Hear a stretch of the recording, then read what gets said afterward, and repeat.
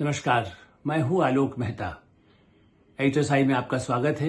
हमारा अनुरोध है कि आप एडिटर्स देखें, लाइक करें, सब्सक्राइब करें, मित्रों को, ग्रुप्स को फॉरवर्ड करें और उनसे भी आग्रह करें कि वे भी सब्सक्राइब करें ताकि नियमित रूप से उन तक हमारी बात पहुंच सके और आपकी राय, उनकी राय हमको बराबर मिल सके। उत्तरकाशी में बादल फटने से गांव ढह गया। भयावह त्रासदी जैसे केदारनाथ में हुआ था कुछ वर्ष पहले, उस तरह से बादल फटने की जो घटना है हिमाचल प्रदेश, हिमालय की कंदराओं में, जिसको कहते हैं हिमालय की गोद में, तबाही दिल दहलाने वाली है। और राजनीति से हटकर आज हम इसीलिए इस पर चर्चा करना चाहते हैं क्योंकि इसी उत्तराखंड में सुंदरलाल बहुगुणा, पर्यावरणवादी, वो जो चिंताएं व्यक्त करते थे आज से 50 साल पहले, अब वो सब चिंताएं सामने दिखाई दे रही हैं। ये ठीक है, बादल फटने की घटना पर तो कोई पहले से उसका पूर्वाभास हो नहीं सकता है, कुछ अनुमान नहीं हो सकता है, लेकिन जिस तरह से पर्यटन का केंद्र भी उस तरह से उसी क्षेत्र में उत्तरकाशी में है, सारे तीर्थ यदि लोग जाते, गंगोत्री के किनारे, उधर सीमा का क्षेत्र अलग है, सेना भी वहां पर है, और ऐसी स्थिति में वैसे भी पहाड़ जो ढहता है, जिस समय जितना बादल फटने से नहीं उसी तरह से मलबा और पहाड़ टूटने के, इसके पहले भी उत्तरकाशी में और इसके आसपास उत्तराखंड में कई घटनाएं हाल में भी हुई हैं। लेकिन ये जो तबाही का मंजर है, ये सबक इसलिए याद दिलाता है कि पर्यावरण की दृष्टि से कितने खतरे भारत में और विश्व में बढ़ रहे हैं। ये नहीं जिसकी चिंता हर ग्लोबल, जिसको कह सकते हैं कि मीटिंग, ग्लोबल समिट, पर्यावरण पर अलग से मीटिंग्स, विश्व के नेताओं की, खास करके भारत तो सबसे अग्रणी है जो इसकी चिंता हमेशा करता रहा है। लेकिन फिर भी विकास के साथ जिस तरह से आज की घटना में भी कितने लोग जान माल की नुकसान होगा आप कह नहीं सकते, क्योंकि गांव में होटल्स बह गया है।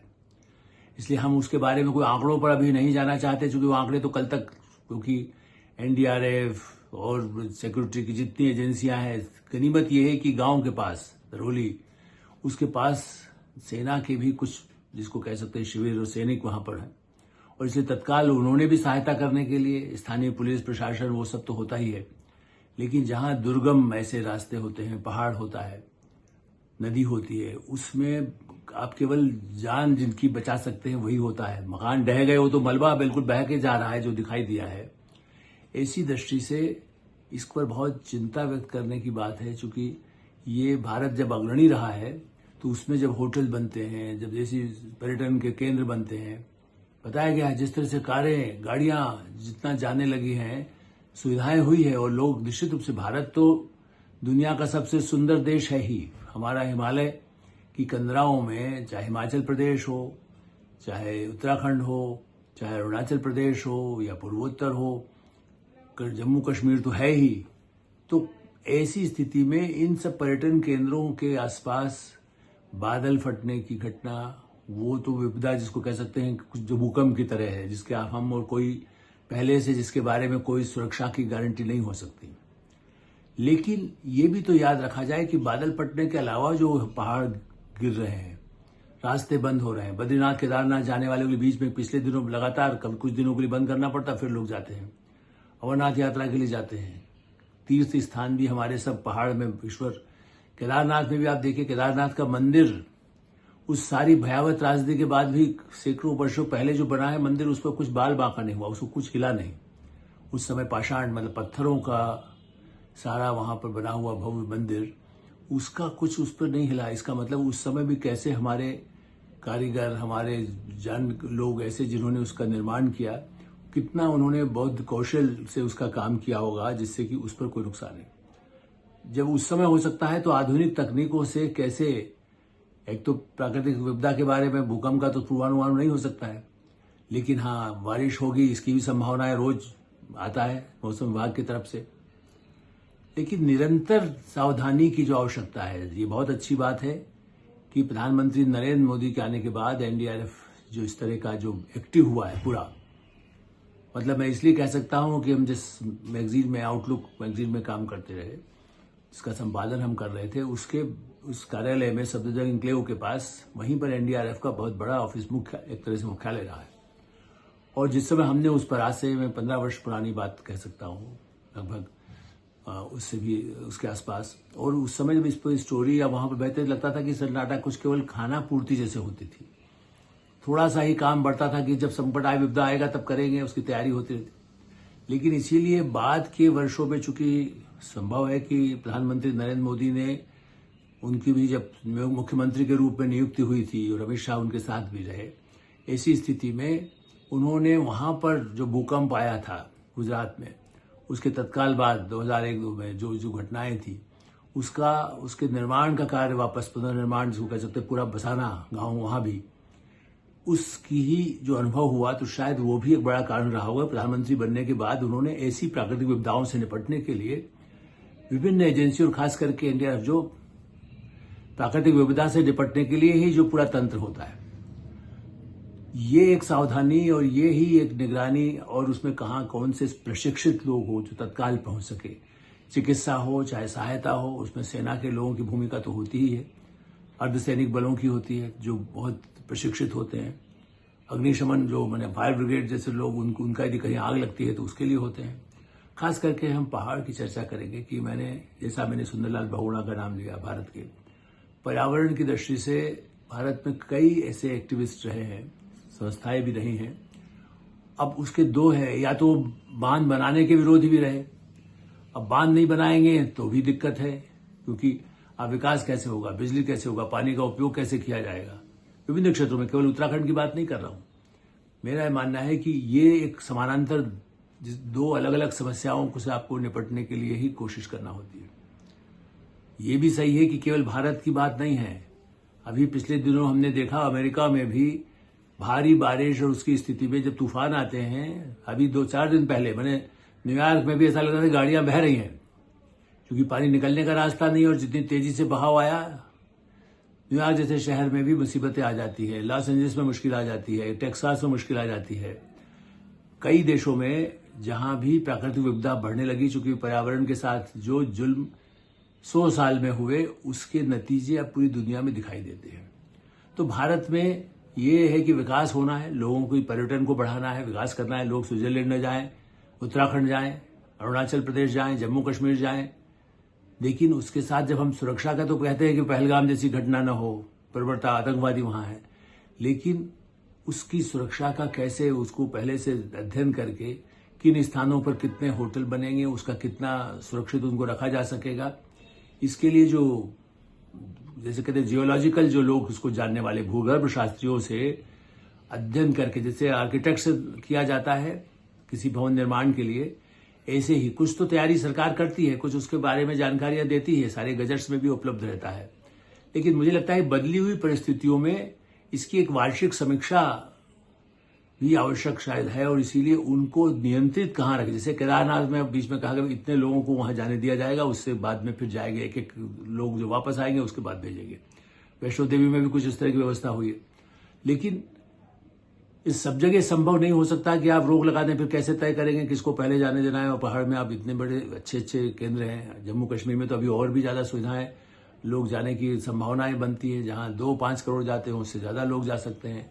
उत्तराखंड में भी प्रधानमंत्री नरेंद्र मोदी हों, या अमित शाह हों, या वहां के मुख्यमंत्री हों, देश के हर, अरुणाचल प्रदेश में रिजू जी हों, वो भी चाहते हैं कि अधिकृत लोग अरुणाचल में जाएं, जो सुविधा हो। असम के मुख्यमंत्री चाहेंगे वहां पर हो। पहाड़ के जितने ऐसे क्षेत्र हैं, सुंदर मेघालय हो, मिजोरम हो, मणिपुर हो, नागालैंड हो, भारत तो मैंने विविधता का देश है।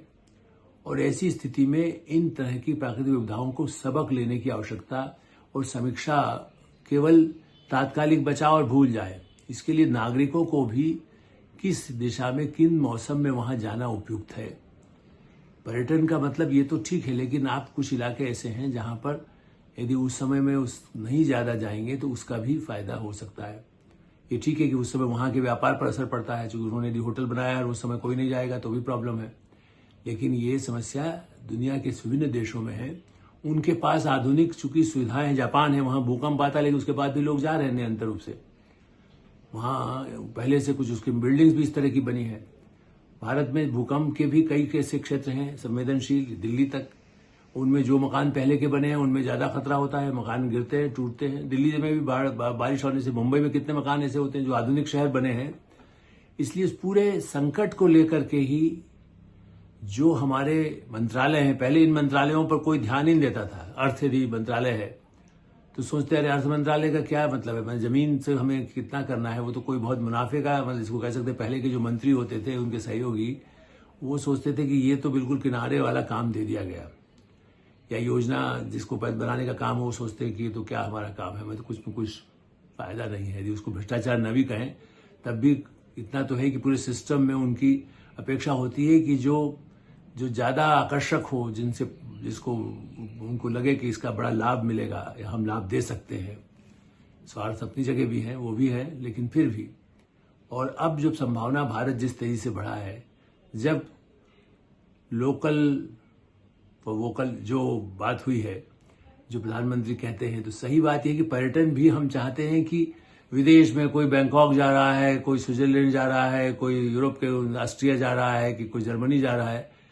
भारत में वो विविधता है, लेकिन हाँ साधन बनाने की आवश्यकता है। होटल्स हो, कम्युनिकेशन हो, हवाई अड्डे बने हैं लेकिन उसके पास सब उतरे तो हवाई जहाज सुरक्षित हो तो रुक जाएंगे, या 3 दिन का पास समय तो 3 दिन में वापस आ सके। और ऐसे गांव, उनको आधुनिक सुविधाओं से संपन्न तो किया जाए उनका, लेकिन जो निर्माण कार्य है, मुझे याद है आज जो कई जगह रोपवे बनाया है इस पिछले 10 वर्षों में, कुछ ऐसे सूरी हो चाहे और उत्तराखंड हो, उनमें कई जगह इस तरह की, हिमाचल में रोपवे को अच्छा बनाने की कोशिश हुई है। जो चीन ने इस मामले में कमाल किया है, मैंने कुछ ऐसे स्थान देखे हैं दुनिया के अन्य देशों में जहां रोपवे से ज्यादा नुकसान न करके सड़कों के लिए, सड़कें बनाने की जरूरत नहीं होगी, एक किनारे से आप 10 किलोमीटर तक चले जाए, उसी से पहुंच जाएंगे। वैष्णो देवी वगैरह के लिए तो है ही, उसी तरह से अब केदारनाथ वगैरह की वैसी व्यवस्था के लिए चल रहा है वो योजना। मुझे याद है ऐसे 20 वर्ष पहले सेना के अधिकारियों के साथ ही बातचीत में मुझे बताया गया था कि उन्होंने भी सुझाव दिया था कि उससे उत्तराखंड की सीमा पर भी उसका लाभ मिलेगा। यदि रोपवे वाला होगा तो उससे कई बार ऐसे सुरक्षा के सब जब आवश्यकताएं होती है तो उसमें भी काम आता है। सड़क बनने से उसके खतरे यही हैं कि पहाड़ तोड़ना पड़ता है, एक तो वो कठिन काम है। सुरंगें बनाई गई है, नितिन गडकरी आपने देखिए मंत्रालय ने, सरकार में उन्होंने जम्मू कश्मीर में और कई स्थानों पर इस तरह के सुरंगों से जो रास्ता ऐसा बन गया है जहां पर 8 घंटे लगते थे वो 1.5 घंटे में पहुंच जाएगा, कुछ 20 मिनट में पहुंच जाएंगे। अब ऐसे ऐसे रास्ते बनाए जा रहे हैं, तो उसके कुछ लाभ है, लेकिन उसके लिए बहुत ही अधिक कठिनाई होती है। उस पहाड़ को तोड़ करके सुरंगें बनाना, रास्ता बनाना, पुल बनाना, ये सब कठिनाई का काम है। इसलिए मेरा ऐसा मानना है कि उत्तराखंड की इस घटना के बाद सबक लेने का समय है, सबके लिए, सरकार के लिए, समाज के लिए, विभागों के लिए, भूगर्भ विभाग हो, पर्यटन विभाग हो, पर्यावरण विभाग हो, उनके लिए वही चिंता का विषय निरंतर होना चाहिए। तभी इस सब का हमें भविष्य में ऐसे खतरों का सामना करने में आसानी होगी। HSI में हम यही कामना करते हैं कि जो लोग उनके अधिक से अधिक लोगों की सुरक्षा हो सके और बचाव हो सके, उनके घर वापस ठीक से बच सके, उसके लिए सरकार युद्ध स्तर पर, जैसा चाहे गुजरात महाराष्ट्र में हो, वैसा ही काम इन सब पहाड़ी क्षेत्रों में, पर्वतीय क्षेत्रों में जो बहुत गरीब भोले लोग होते हैं या जिन्होंने बना करके काम किया पर्यटकों के लिए, तीर्थयात्रियों के लिए, उनकी भी सहायता हो सके, यही हमारी, इसको कह सकते हैं कि कामना हो सकती है। और जिन लोगों ने अपना इस समय में किसी को खोया, वो भी एक अफसोस, उनके लिए भी हम नमन ही कर सकते हैं, श्रद्धांजलि दे सकते हैं। लेकिन हाँ, सबक लेना चाहिए। केवल तात्कालिक कहे कि अभी कहा उसके बाद 1 महीने बाद भूल गए, ये न हो। ये स्थायी रूप से सबक की घटनाएं हैं। HSI में विराम देते हैं। आप देखते रहिए, अपनी राय दीजिए। नमस्कार, धन्यवाद।